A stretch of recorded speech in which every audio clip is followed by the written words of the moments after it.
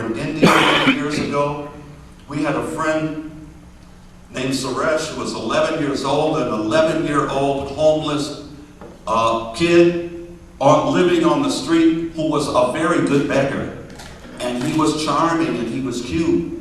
And he would approach anybody. He could approach people in 4 different languages. He could ask me and Timothy to buy him something to eat in English. He could ask somebody else in Italian, somebody else in Swiss, and somebody else in another language.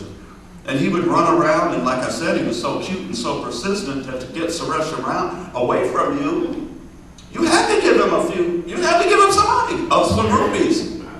And that little boy would go and get in a line at some little dirty hut, and he would get him like a banana leaf, and he would have his little meal on there with a few beans and stuff on top. And the next thing he would do was go find a place in the shade, and he would get some other banana leaves or just pieces of newspaper off the street, and he would tear them into perfect little squares, and he would put a spoon or a hand pinch on each of them and feed the other children who he had adopted and taken on.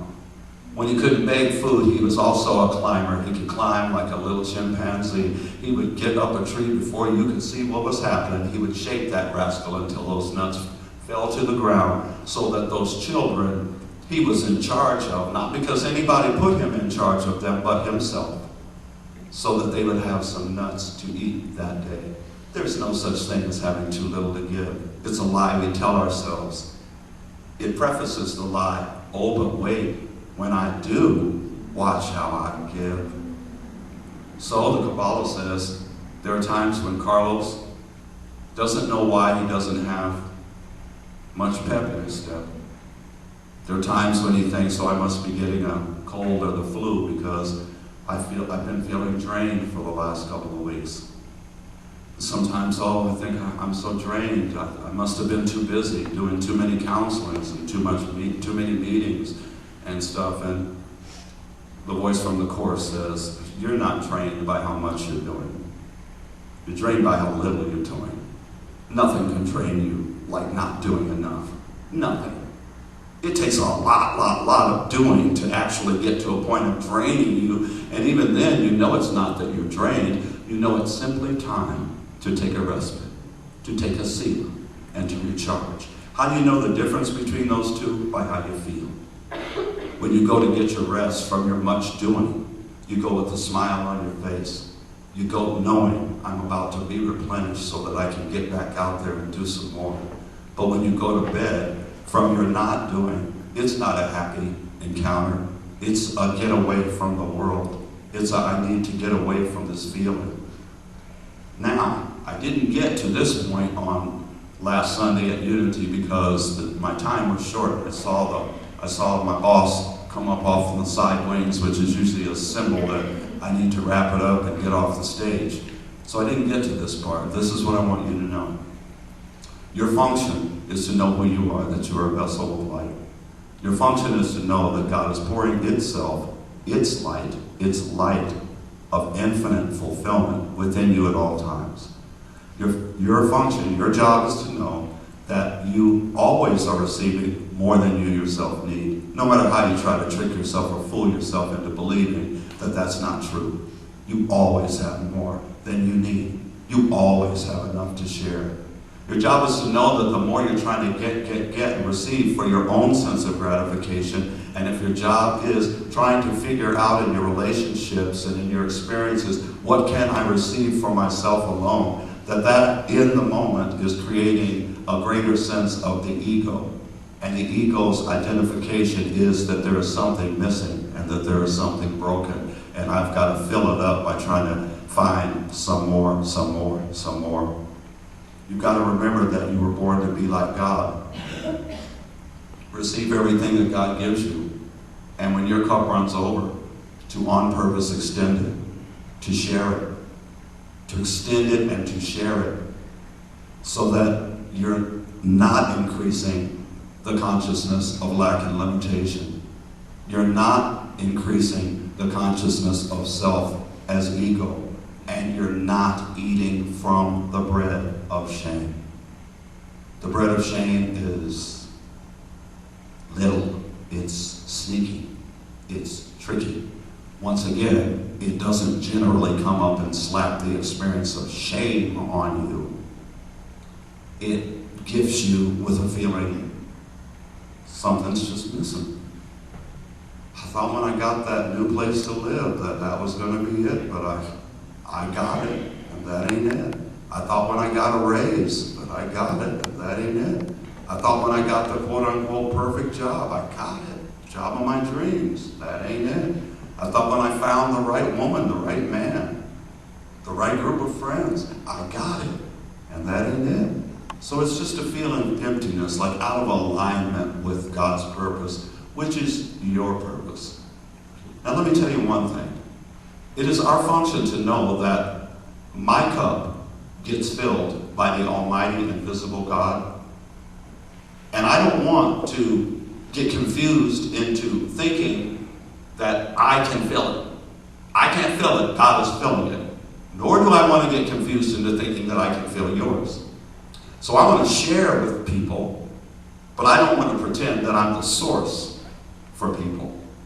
And I've done that several times in my life. I denied my son for years an opportunity to be fed by the Almighty because he kept running to me to get fed, and I kept feeding him. Every financial need he had, every whatever he had, Dad, I need this, I need that. And I thought, well, in order to be a good child of God, I just got to give to this guy.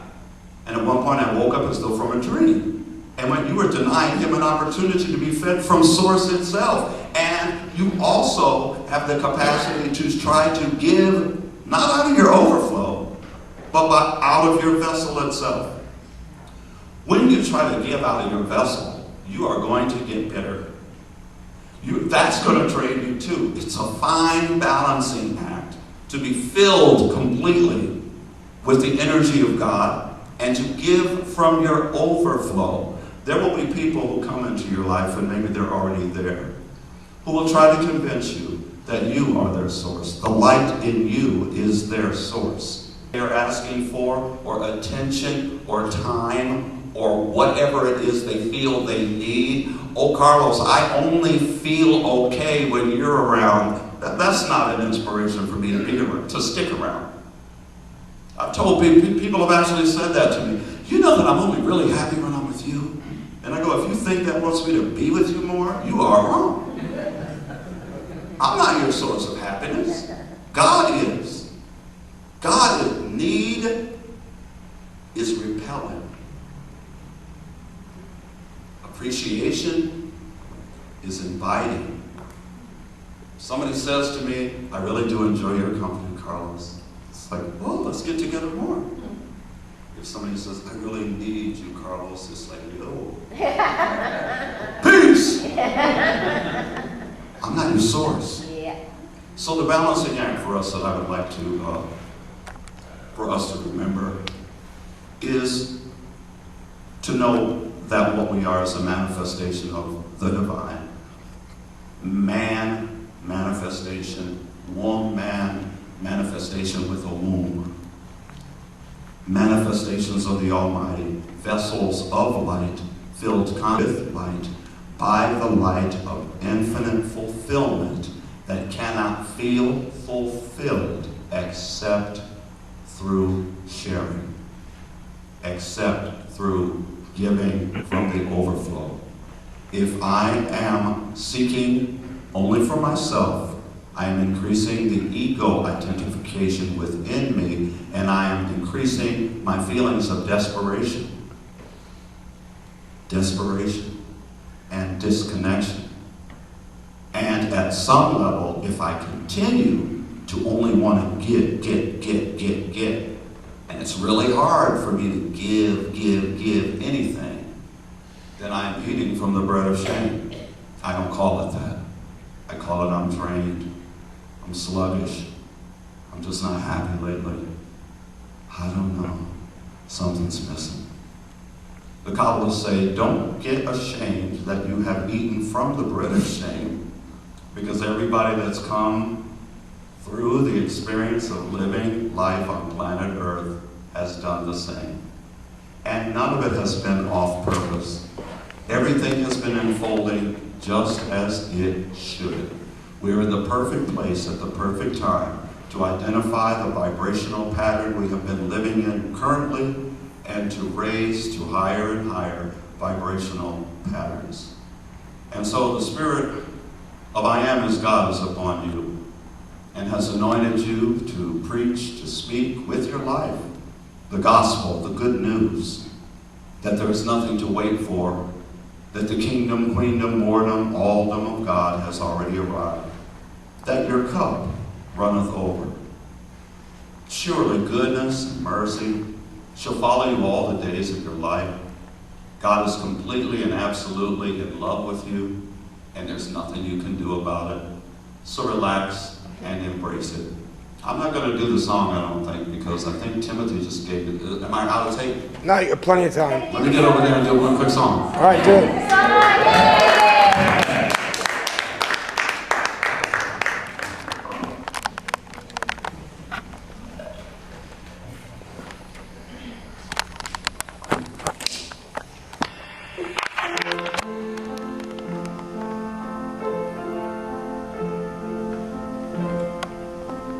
I'm assuming everybody knows that Jesus was not named Jesus, that his name is Jeshua ben Yosef in Hebrew, and Mishika in Aramaic, so I'll use the Hebrew.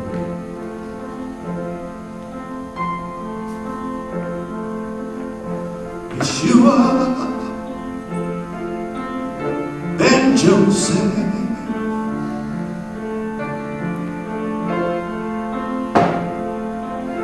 look what you have done.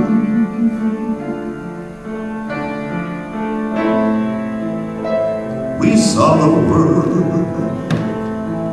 divided.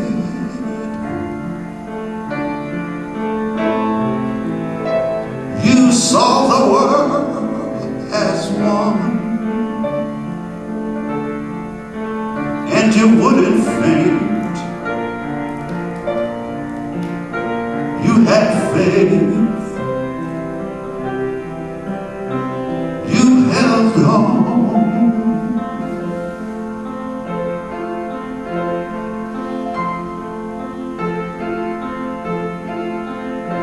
Yeshua ben Yosef, Jesus,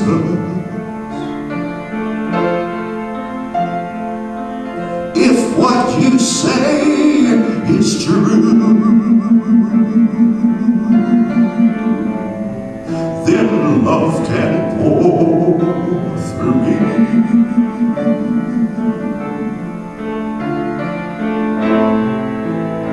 The way love pours through you, if I don't faint, but have faith and hold on.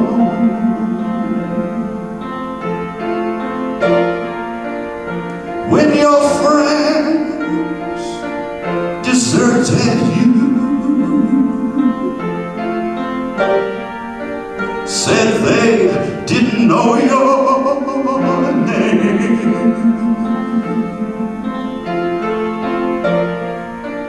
you kept right on loving them.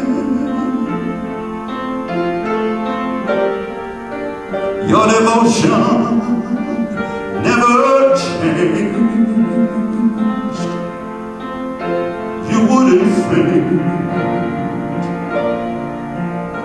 You had faith. You held on. Help me to hold on.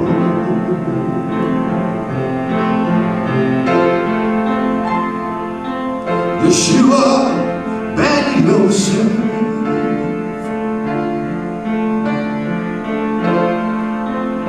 yes, look what you have done.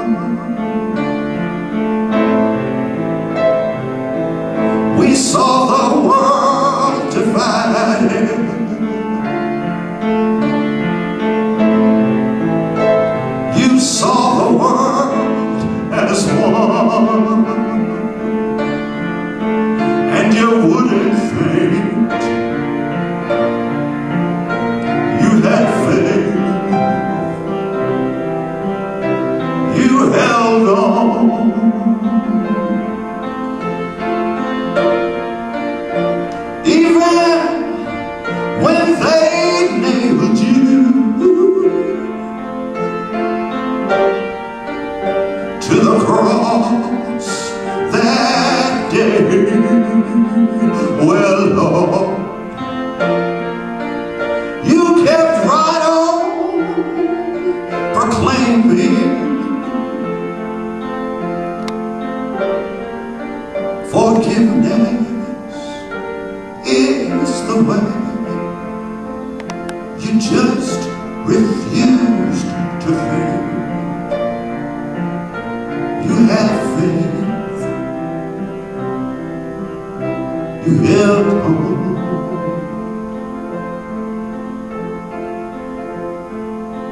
Yeshua, Ben Yosef. Yes, if what you say is true, then God can pour through me the way God pours through you. If I don't faint, but have faith and hold on. Help me hold on. You held on.